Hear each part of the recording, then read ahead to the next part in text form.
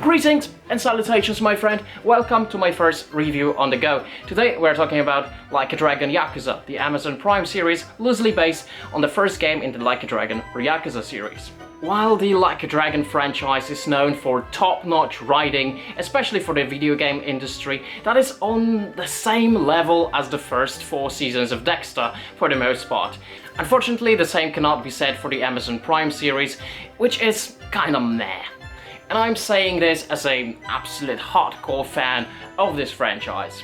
The absolute worst sin about the series is its awful, absolutely awful representation of the characters from the first Yakuza games. Most of the time they don't really resemble their in-game counterparts when it comes to their actions and behavior and way of being. And yes, although the actor who plays Kiryu Kazuma sports the same grey suit, that doesn't really make him Kiryu.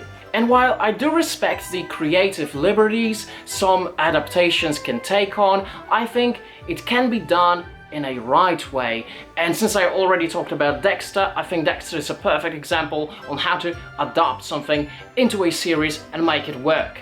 As we know, Dexter is actually based on a book series, and the TV series is completely different from the book series, but it works. Both books and TV series are awesome, even though they're very, very different, but when it comes to storytelling and the presentation of characters. As for Like a Dragon Yakuza, it best can be described as disaster.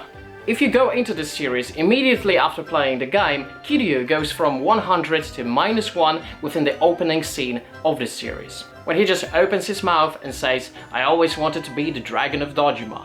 That's just so out of character, man. Nothing about Kiryu seems like Kiryu. His actions are very questionable. He has done things in this show that I was thinking like Kiryu would never do, especially when it comes to one flashback scenes regarding Nishiki and his sister. Most of the characters are not done right. Haruka is not done right. She went from being a sensible and relatively emotionally mature child for her age. She became an absolute brat in the series who also has very little presence. Most characters have very little presence in the series. Date got reduced to a few cameos, even though I think Date-san is one of the best characters in this whole series, and I think he really shines in the first game, but he's not in the spotlight in this series, and that's just such a wasted opportunity. Or maybe not, because they would probably butcher him just like they butchered almost everything in this series. The only character representation in this series that I actually didn't mind was Nishiki. I think they kinda did him right. This series seriously suffers from the very monotonous and boring tone, which can be best described with the color grey. While the game had an incredible atmosphere and its charm, you will find nothing of that in the series. And while, sure, the more serious tone is not necessarily a bad thing, the way it is being executed in here is definitely bad. Most of the games in the Yakuza series will make you laugh, they will make you cry, and they will really excite you and thrill you with their action sequences. There is nothing on that in this series, and fight scenes are actually not even worth talking about. Going into the series, I knew it was going to be a piece of trash, most likely, but at the same time there was this curiosity that pushed me into watching it. Just as a fan of the series, I kinda wanted to see how bad is it actually. And let me tell you, this series seriously tested my patience. I couldn't watch episode 3 and 4 without taking breaks, and at episode 4 I fell asleep once. And I consider myself to be someone with an above average attention span, and even I failed at it. And while attempting to try this series is completely understandable, if you push yourself to watch the whole damn thing, you might actually be a masochist. And now, very quickly, onto the positives, and there aren't many, trust me.